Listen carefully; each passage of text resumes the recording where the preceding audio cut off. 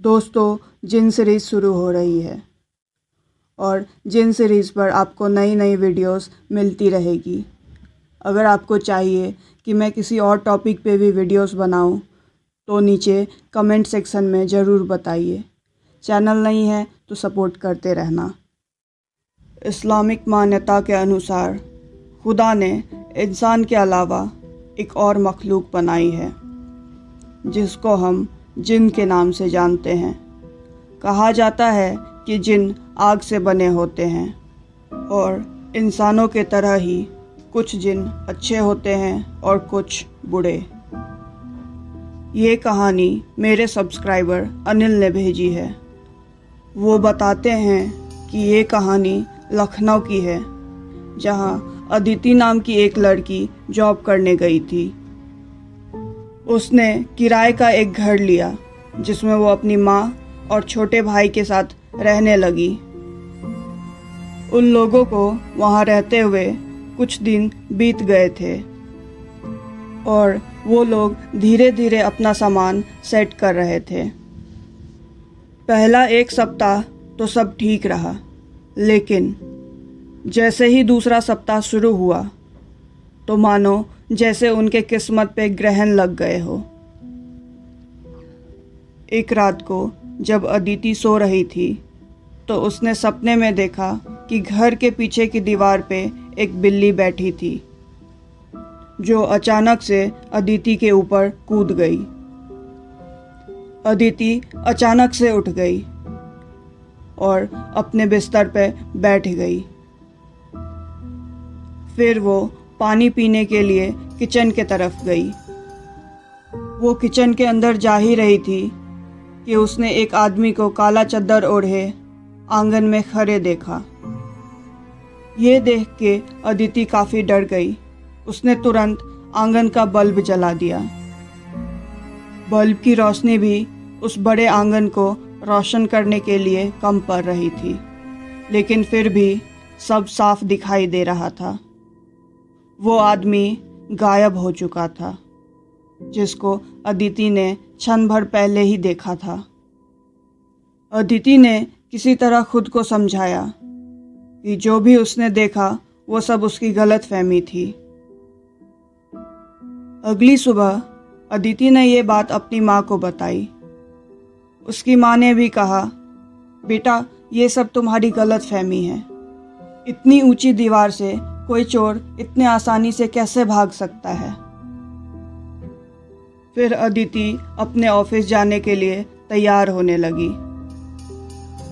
जैसे ही उसने ऑफिस की ड्रेस उठाई, उसने देखा कि उसके ड्रेस पे जले हुए निशान बने हुए थे, मानो जैसे किसी ने जानबूझ के उसके ड्रेस पे माचिस से निशान बनाई हो।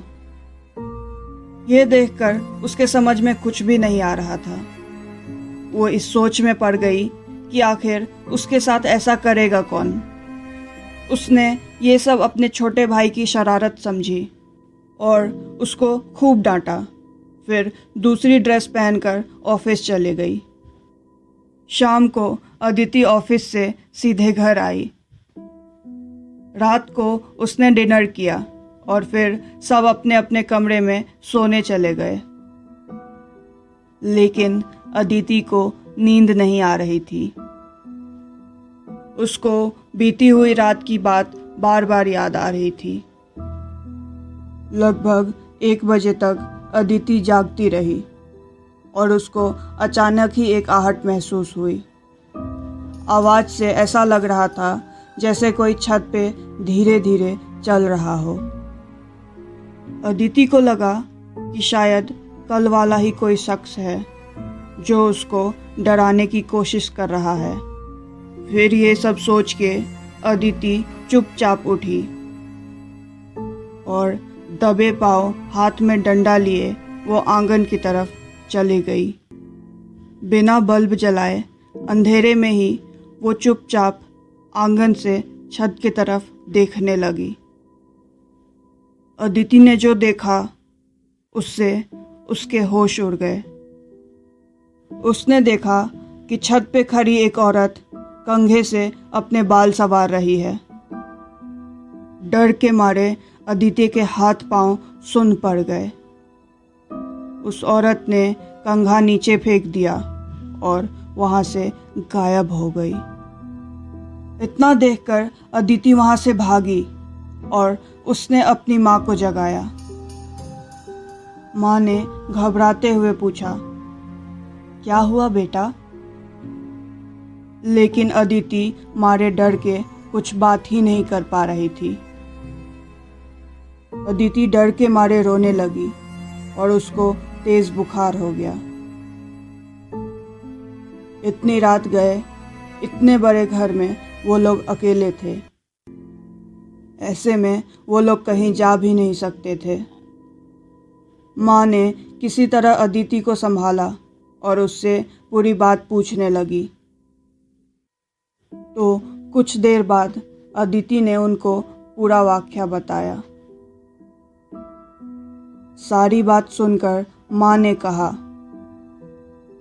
तुम डरो मत, मैं बाहर देखती हूँ। इतना कहकर अदिति की माँ आंगन की तरफ जाने लगी। आंगन में पहुंचकर जब माँ ने बल्ब जलाया तो देखा कि एक औरत छत की रेलिंग से पांव लटकाए लेटी है। अदिति की माँ ने उससे कहा, कौन हो तुम? इतना सुनते ही वो औरत नीचे कूद गई और अदिति की माँ की तरफ बढ़ने लगी। अदिति की माँ चीखते हुए कमरे में गई और अपने छोटे बेटे को जगाया। फिर वो अदिति के पास आ गई। वो औरत कमरे के तरफ आ गई और वो आदमी जिसको अदिति ने काला चादर ओढ़े देखा था, वो आंगन में खड़ा था। उस औरत ने कहा, यहाँ से चले जाओ, वरना तुम्हारे बच्चों के खून से ये घर की दीवारें सजेंगे। अदिति की माँ दुर्गा मंत्र का जाप करने लगी और रात को उसी वक्त घर से बाहर निकल गई। सारी रात उन्होंने घर के बाहर ही बिता दी और फिर जब सुबह हुई तो उन लोगों ने घर खाली करने का इंतज़ाम किया।